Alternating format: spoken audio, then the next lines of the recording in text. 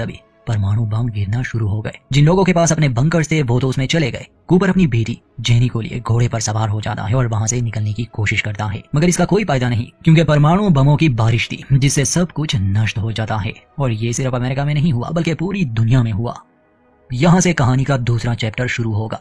महायुद्ध के 219 साल बाद, यानी साल है 2296। हमें दिखाया जाता है एक वॉल्ट जो कि एक बंकर है। परमाणु युद्ध से पहले ही इसकी तैयारियां शुरू हो चुकी थी। वॉल्ट एक कंपनी ने ये सब बनाया था। ऐसे सैकड़ों वॉल्ट्स अमेरिका में अलग अलग जगहों पर मौजूद है।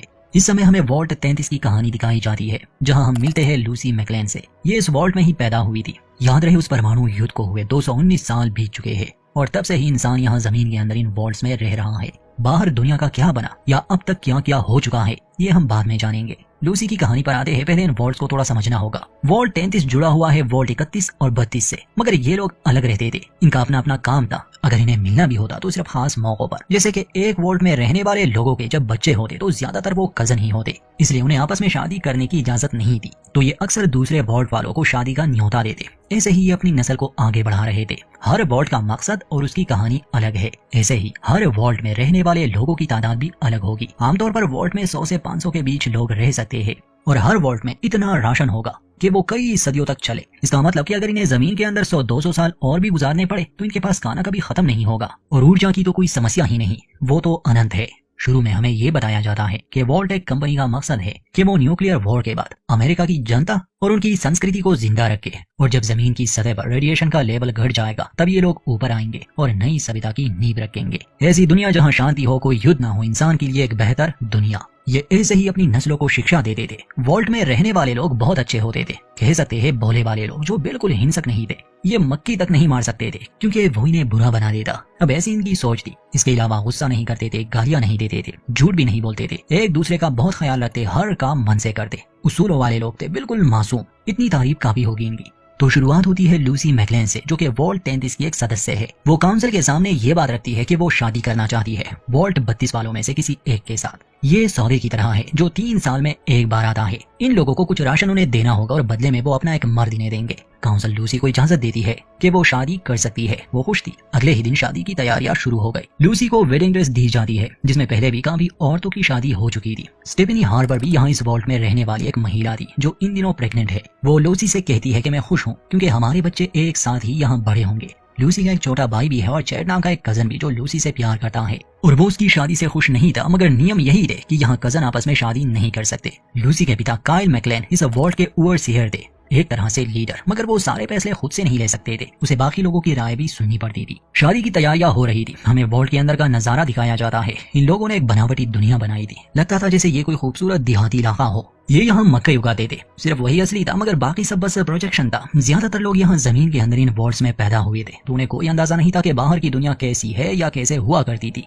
उन्हें तो बस कहानियां ही सुनने को मिली थी। खैर इसके बाद ये लोग इकट्ठा होते हैं वॉल्ट 32 के सामने क्योंकि वहाँ के लोग यहाँ आने वाले थे। दरवाजा खुलता है तो काइल मैकलेन उनका स्वागत करता है। लूसी उलझन में थी कि उसका पति कैसे होगा। तो जैसे ही वो सामने आता है लूसी को वो काफी पसंद आया क्योंकि दिखने में वो ठीक ठाक ही था। तो नियम के मुताबिक आज जैसे ही इन दोनों की शादी हो जाएगी, ये लड़का मॉन्टी जो वॉल्ट 32 से है अब यहाँ रहने लग जाएगा। ये और लूसी दोनों बच्चे पैदा करेंगे। ऐसे ही वॉल्ट में रहने वाले लोगों की नस्ल बढ़ती है। शादी की रस्म होने के बाद सभी खाना खाने बैठ जाते हैं। काइल मैकलेन अपना भाषण देता है, कहता है कि ऊपर धरती की हालत अब धीरे धीरे ठीक हो रही है और मुझे यकीन है कि हमारी आने वाली नस्ल जैसे लूसी और बाकी औरतों के बच्चे वहाँ रह सकते हैं। हमें नहीं पता वहाँ किन चीजों से हमारा सामना हो सकता है। 200 साल के बाद पता नहीं वहाँ क्या क्या फैला होगा। अशांति, दंगे फसाद, गैर कानूनी वारदातें। वहाँ बचे इंसानों को हमें जीने का सही तरीका सिखाना होगा। यही हमारा मकसद है। इसके बाद ये लोग शादी का जश्न मनाते हैं। वैसे तो सब कुछ ठीक ठाक ही लग रहा था। लूसी और मॉन्टी अपने नए घर में जाते हैं, कुछ समय एक साथ बिताते हैं।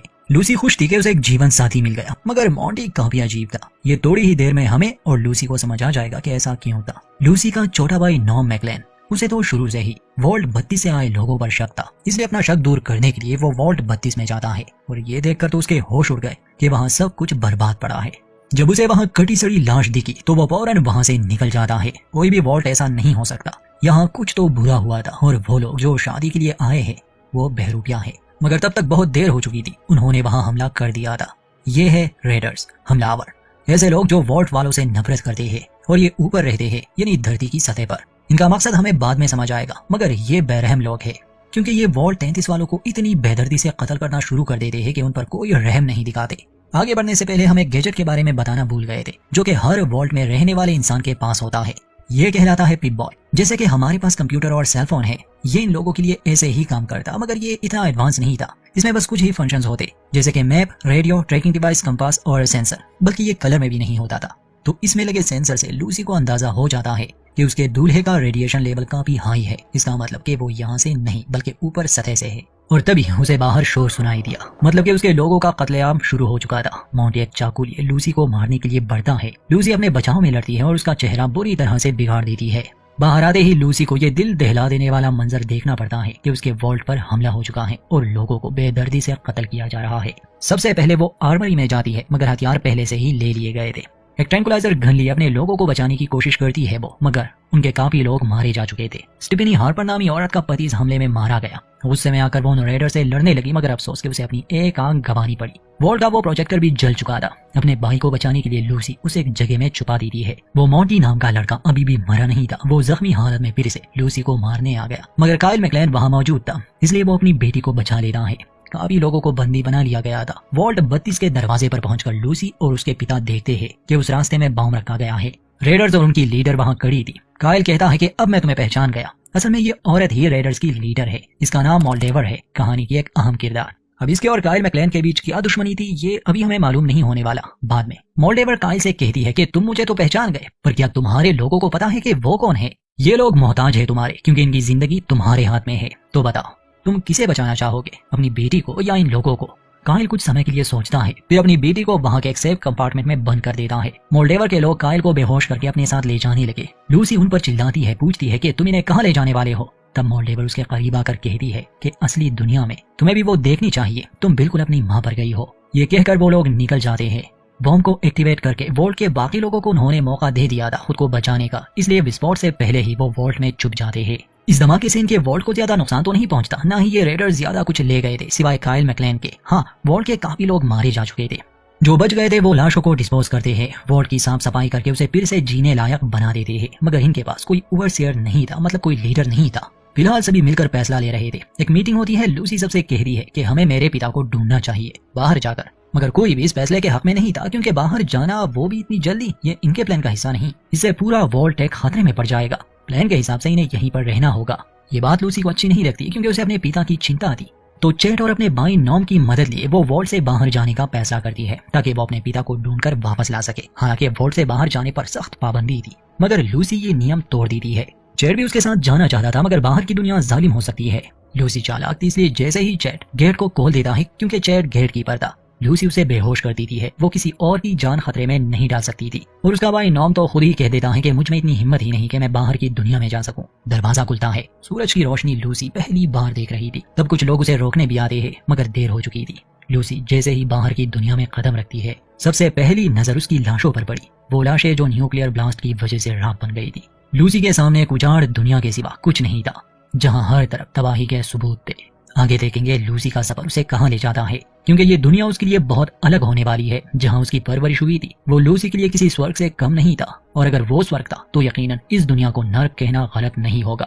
यहाँ तक हम कहानी में दो तरह के लोगों से मिले, वॉल्ट वाले लोग और रेडर्स। दोनों ही एक दूसरे से बहुत अलग है।